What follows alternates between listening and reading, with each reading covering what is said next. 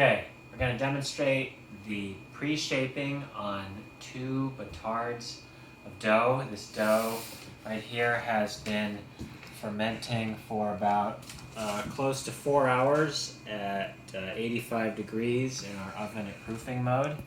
And you can see it's quite large in volume and there's some bubbles on top. I haven't turned it in about an hour because we were out walking the dogs. So I'm going to have to give it a couple turns to get it out of the container.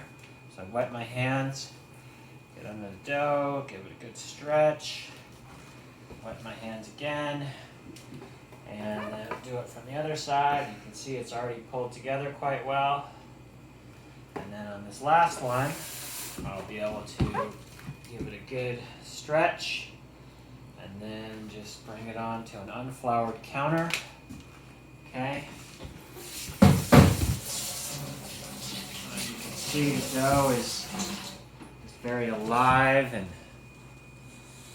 quite voluminous. So then what we're going to do is dry our hands off really well. And then sprinkle the top with some flour. Bread flour is fine. Any white flour is fine. We're just trying to get the dough not to stick to our bench knife. Then I'm going to sort of roughly divide it in 2. Just kind of mark that there. And then cut all the way down to the counter with the bench knife and kind of separate it. Then what you do is you want to just slide the bench knife underneath the dough and kind of tuck the edge of the dough under as you kind of push the dough along the counter. Keep the bench knife on the surface of the counter sort of at all times. Don't lift it up. And then you also have sort of a solid wrist at all times. You don't want to make any wristy movements. So you can use both sides of the bench knife. You can turn the dough a little bit if you want as you're doing it. And you're basically just trying to form a skin on the dough. You see some bubbles there. We can pop those out if you want, so that you don't get a flyaway crust. But you're just trying to get a nice even skin on the dough.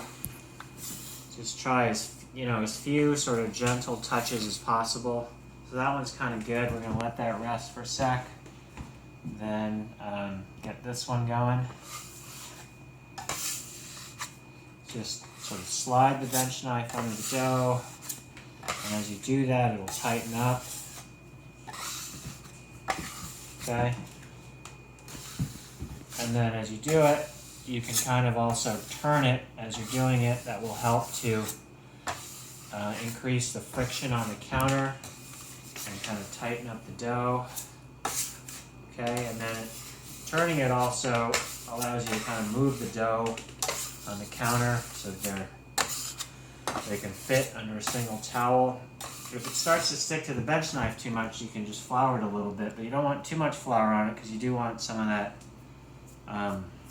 that friction with the counter. So then, now we've got them into 2 nice sort of roundish bowls. We're going to flour it a little bit and then cover it with a towel for about 10 minutes so it can kind of get used to that shape.